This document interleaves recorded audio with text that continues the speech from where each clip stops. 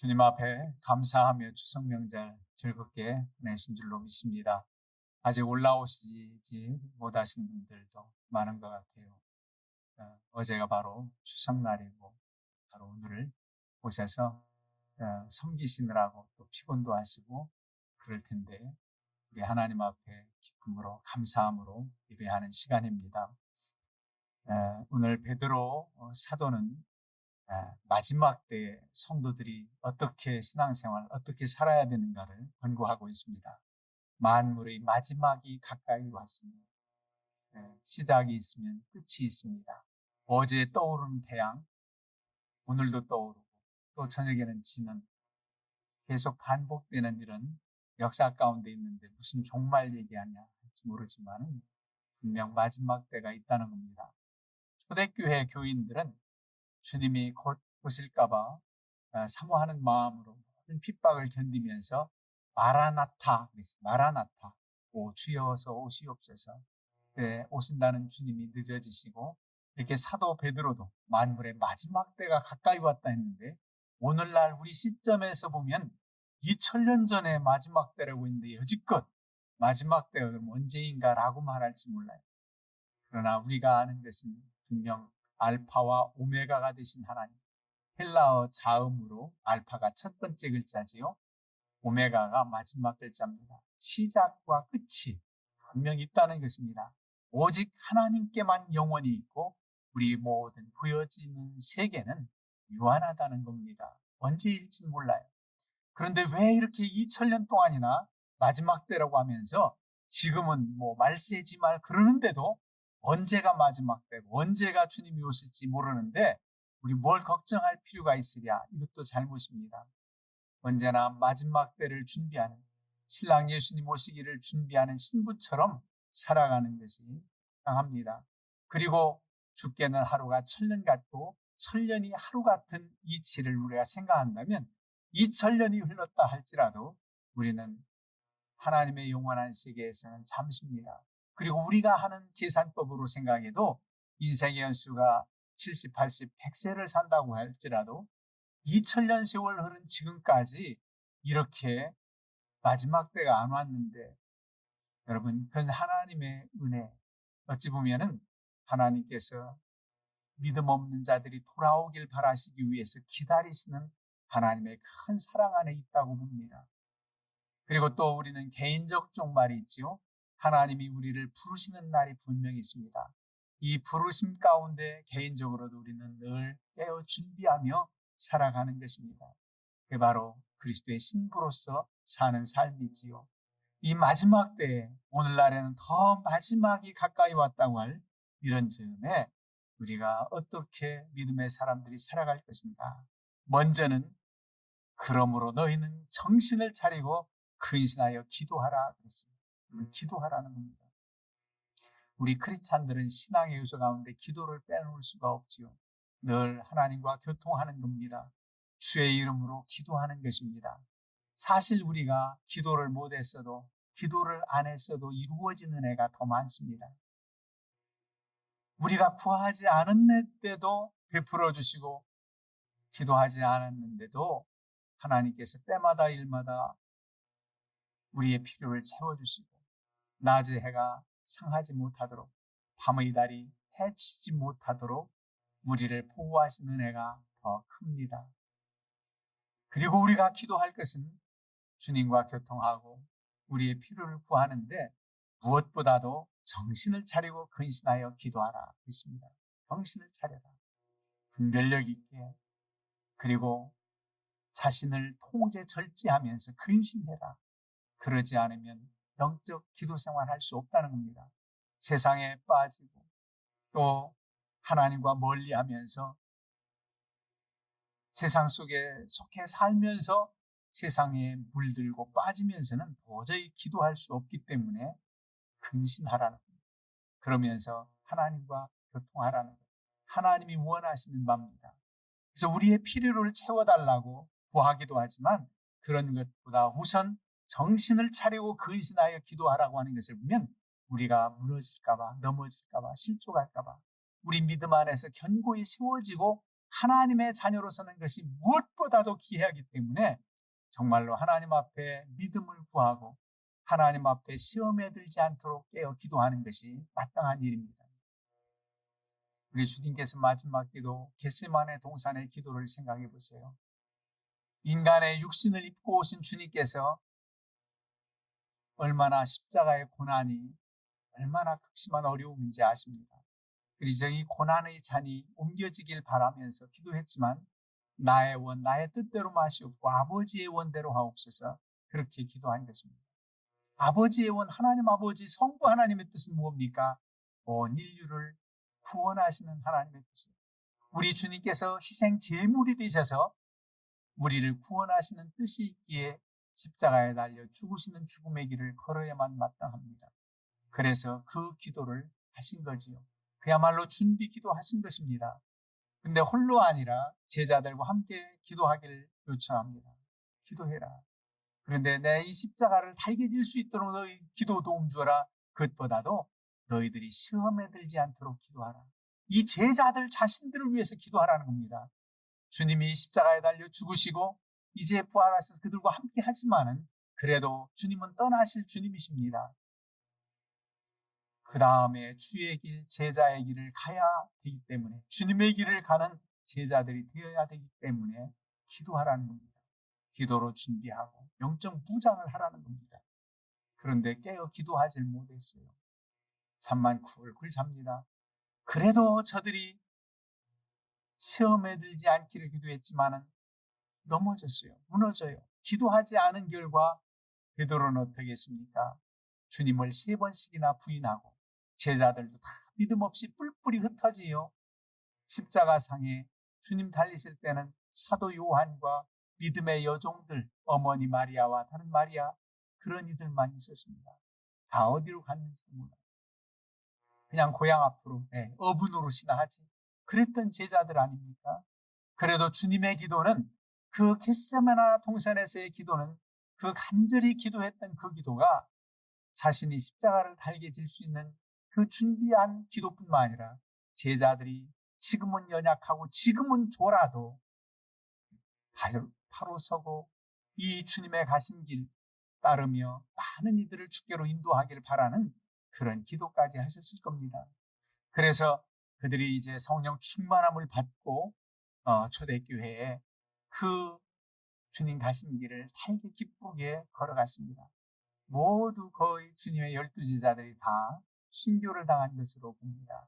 사도 요한 이외에 거의 모든 제자들이 순교를 당하는데 야고보가 제일 먼저 순교를 당하지요. 그리고 베드로도 나중에 내려오는 이야기에 의하면 거꾸로 십자가에 달려 못박힘을 달려 순교를 당했다, 그런 말이 있습니다. 이들이 기도하지 않고는 시험에 들고 넘어질 수밖에 없기 때문에 그렇게 기도하라고 하신 것입니다. 우리도 마찬가지예요. 이 마지막 시대를 살아가면서 주님과 교통하지 않고는 우리가 설 수가 없습니다. 무엇보다도 믿음에 견고히 서고 하나님의 사람으로 온전히 살기에 부족함이 없는 기도를 드리세요. 하나님의 놀라운 은혜와 진리를 깨닫고 감사하는 기도를 드리세요. 여러분들이 필요한 것 아버지께 구할 수 있습니다. 기도는 그야말로 특권입니다. 그렇지만 하나님이 원하시고 하나님이 듣고자 하는 그 기도는 그의 나라와 그의 의를 위한 기도, 우리가 믿음으로 서길 그렇게 원하고 하나님의 자녀로 살길 그렇게 원하는 그런 간절한 마음을 우리 하나님은 기뻐하십니다. 그러면 그 이외의 모든 것은 채워주신다는 거예요. 명절에 어르신들을 뵙고 또 이렇게 효도하는 길이 아무리 복잡하고 힘들어도 명절에 가족들이 만나는 기쁨은 대단하지요. 어르신들은 자녀들을 만나서 대화하길 원합니다. 그저 잠깐 보고 선물이나 드리고 용돈 드리고 그러면서 올라가는 그것보다도, 다만 짧은 기간이지만은 부모님이 대화하길 원하시죠. 어떻게 지내왔는지, 좀 힘들어도 소망 있는 이야기, 자녀들이 꿈의 이야기, 하나님께서 함께 하시면 나를 통해서 그 놀라운 역사가 이루어지는 것을 곧 어머니 아버지 보게 될 것입니다. 저를 위해서 좀만 더 기도해 주시면 분명히 제 꿈이 이루어지고 하나님 기쁨이 되는 일이 곧 있을 겁니다. 소망. 지금 힘들고 어려워도 또 때로는 철부지처럼 힘들다고 어머니 나를 위해서 기도해 주세요 해도 이제 안타까이 기도하시겠지만 하여간 우리는 듬직한 자녀답게 그렇게 부탁할 때 그게 바로 대화입니다. 기도가 하나님과의 대화. 하나님도 우리의 그런 마음의 소원과 아뢰는 제목들이 하나님이 기쁨이 되는 그런 기도 내용들이 되기를 원하십니다. 이 기도를 우리가 드리는 거죠. 그럴 때 우리는 시험에 들지 않고 우리는 견고히 설 수가 있게 되는 겁니다. 그리고 마지막 때를 살아가면서 8절에 무슨 권고를 하느냐면 무엇보다도 뜨겁게 서로 사랑할지니 사랑은 허다한 죄를 덮느니라. 여러분, 무엇보다도 사랑하는데 그냥 사랑하라는 게 아니에요. 뜨겁게 사랑하라는 겁니다. 열정을 가지고 사랑. 그리고 사랑의 덕목이 여러 가지 많습니다만 허다한 죄를 덮는다. 용서하는 사랑, 관용을 베푸는 사랑, 이런 사랑도 사랑할 때 나옵니다. 여러분, 이런 덕목들 우리가 늘 알아서 모르는 얘기 아니에요.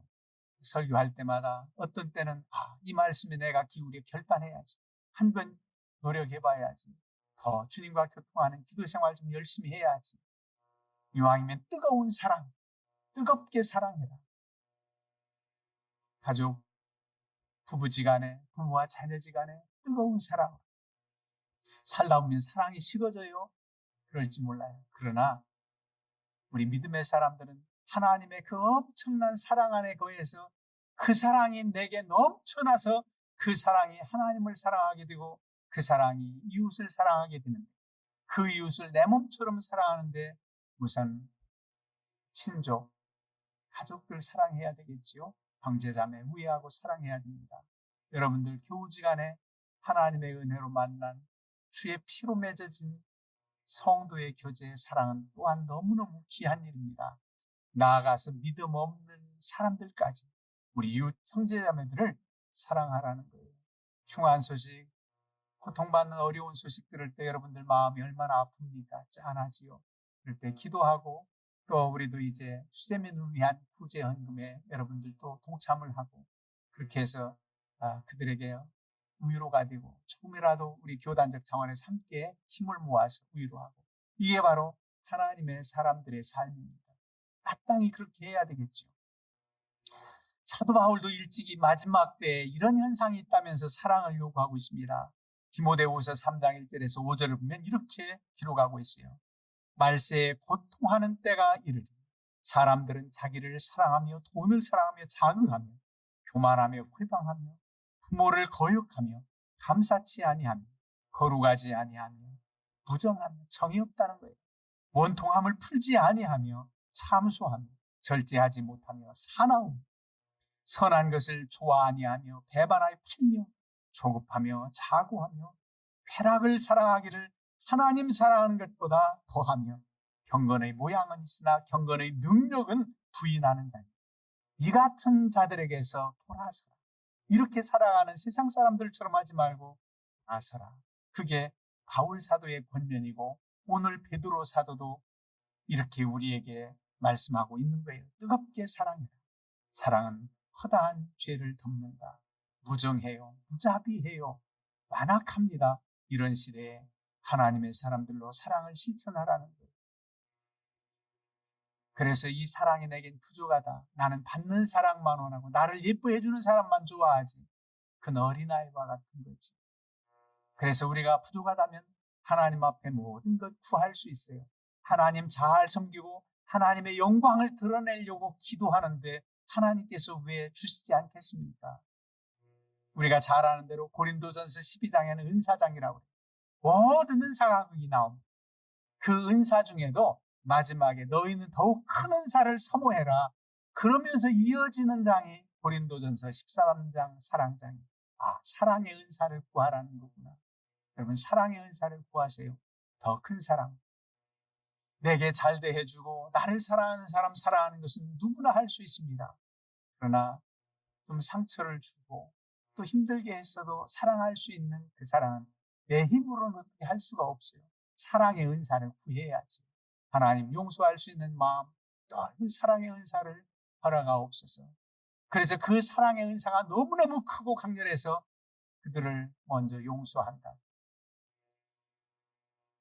여러분, 마지막 갑자기 하나님의 부르심을 받기 전에, 예를 들어서 항공기 사고 직전 그 짧은 순간에 사랑하는 사람들의 이름을 부르고 사랑한다고 한 번 더 고백하고, 그리고 막혔고 관계가 소원했던 그런 가족이라도 형제자매라도 그런 경우 있잖아요. 왜 모든 것을 용서하는 그 마음을 표현하고 싶어서 사랑한다. 이번 포항의 지하주차장 차 빼러 갔다 안타까운 소식이 있었잖아요. 50대 어머니와 중학생 된 아들, 그 부자 모자지간에 그 마지막 나눈 이야기가 나오는데 너무 짠하더라고요. 너라도 살라고, 너 수영 잘하잖아. 그리고 아들을 보냈는데 아들은 죽고 어머니는 그 배관 위에 에어포켓 거기서 매달렸다가 구해졌는데, 그 아들이 한 얘기가 어머니 사랑해요. 잘 키워주셔서 감사해요. 그 한마디. 그리고 아마 입원하고 호송했을 땐 그때 금방 아들 죽은 소식은 몰랐을 거예요. 얼마나 이 사랑한다는 말이 마지막 하나님이 부르실 때는 원한도 모습 감정도 육신의 삶이 이 세상의 끝인데 그걸 실감하지 못하고 우리가 살아가니까 아둥바둥 그렇게 미워하고 시기하고 질투하고 살아가는 거예요. 하나님께서 지금 부르신다면 나로 인해서 내가 혹시 잘못해서 그런 사람에게 있다면 내가 다 용서받고 싶다. 또 내게 잘못한 사람 내가 다 용서해주고 싶다. 그런 마음이 왜 안 생기겠어요? 네, 지금부터 하나님이 시간을 주시고 늦추실 때 마음껏 하라는 겁니다. 그래서 뜨겁게 사랑하라는 거예요. 뜨겁게 사랑. 부부지간에도 뭐 신혼 때부터 몇 년간 열심히 뜨겁게 사랑하는데 아마 권태기도 있고 이렇게 힘들게 살다 보면 무슨 사랑 정으로 사는 거지요. 그럴지 몰라요. 그러나 주님 안에서 그 뜨거운 사랑이 다르게 나타날지는 몰라도 그 뜨거운 사랑은 계속 유지될 수 있습니다. 사랑의 은사, 하나님께서 그런 사랑의 마음을 주시기 때문이지요. 그리고 이 서로를 사랑할 때 뜨겁게 사랑하라 하는 것은 이제 점점 더 이제 파문이 있는 것이, 우리 가까운 여러분들, 친족, 이웃 이렇게 나아가서 큰 사랑으로 나타나시는 것입니다. 그 다음에 우리에게 권면하기를 서로 대접하기를 원망 없이 하라 그랬어요. 서로 대접하기를 원망 없이. 여러분, 대접할 때 뭘 원망하나? 나는 대접하고 나는 베푸는데 너는 내게 뭘 해주는 게 있어? 나는 힘들게 이렇게 명절에 애쓰는데 당신은 동서는 뭐 하는 거야? 막 원망하면 안 돼. 내가 건강해서 하나님이 주신 건강, 하나님이 주신 은사로 이렇게 맛있는 내 음식을 할 수 있어서 식구들에게 이렇게 맛있게 대접할 수 있는 그런 은혜를 주셔서 감사하다 하면서 기쁨으로 감당할 수 있는 거예요. 이 명절에 피곤하게 나 혼자 애쓰면 안 되지. 그러면서 계산적으로 하면 더 피곤해져. 내게 주신 이 정도의 건강 참 감사하지. 내가 더 섬겨야지. 그런 마음. 뭐 윗동서 아랫동서 생각 그렇게 나눌 거 없어요. 형하고 생각할 거 없어요. 좀 더 건강하면 좀 더 수고할 수 있는 것이고 그런 거잖아요. 얼마든지 그렇습니다. 그게 바로 원망 없이 대접하는 거예요. 아까운 생각이 들면 또 대접. 중국 사람들은 음식을 먹는 분량보다 너무너무 많이 주문을 하더라고요. 2018년 6월 달에 중국 우리 선교지 갔었잖아요. 목단강 고강희 목사님 이제 그쪽 지역을 돌면서 갔는데 그쪽에 있는 학교, 고등학교 교장 선생님이 우리 성도님들 다 대접을 했어요. 아주 좋은 식당에서 코스 요리로 나오는데 너무너무 많이 나와요. 도저히 먹을 수가 없는 거예요. 뻔히 남아서 음식 쓰레기로 다 버려질 텐데 우리도 뭐 뷔페 식당 많이 남고 버려지는 음식이 많지만은 너무 아까워. 그래서 왜 이렇게 많이 이 음식을 주문했느냐 그랬더니 목사님, 중국 사람들은 아주 푸짐하게 먹고 남아야지 부족한 듯 하면 그게 예의가 아니라는 겁니다. 그래서 항상 푸짐하게 먹는 양보다 많게 이렇게 주문을 한다. 그런 얘기를 들었습니다. 하여간 건 지나친 그런 면도 없지 않지만은 우리가 원망 없이 마음껏 해라. 여러분 대접을 잘하다가 복받은 사람 있잖아요. 아브라함이 그랬습니다. 이삭의 소식도 대접하다가 받았어요. 하나님의 예정 가운데 있었습니다만 아들 이삭을 주시겠다는 거지요. 롯도 아브라함 삼촌을 닮아서 대접을 잘하다가 그래도 자기라도 소돔과 고모라성 멸망할 때 구원받았잖아요. 예전에 나그네를 다 대접하는 것은 귀한 덕목이었습니다.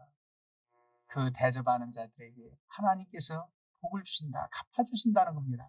그 사람에게 도로 받지 않아도 내게 부족함이 없이 채워주시는 하나님.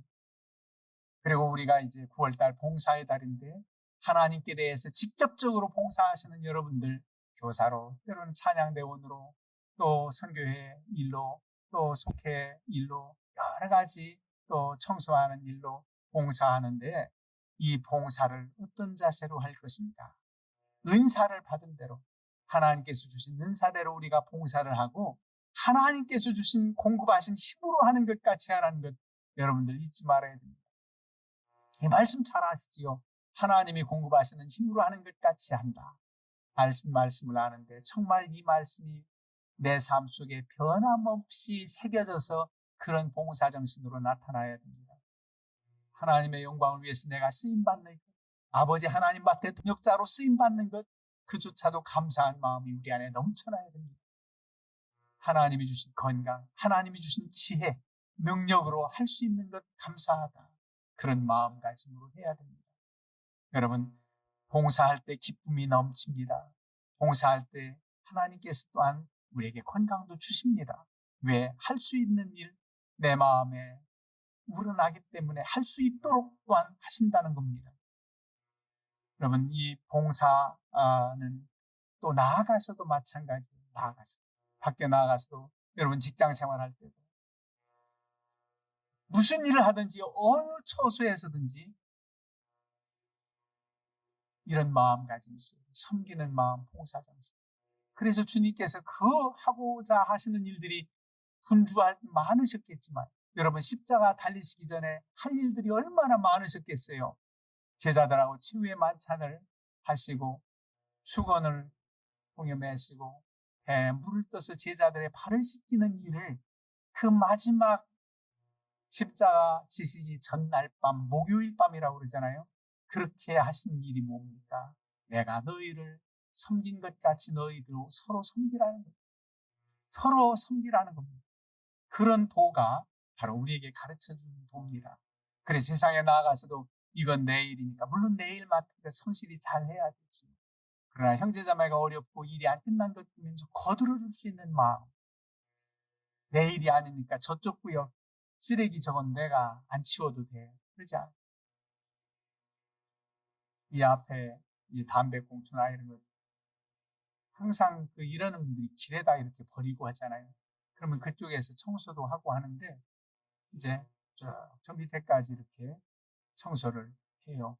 우리 교회 앞에만 하면 되지 그러면 안 되지요.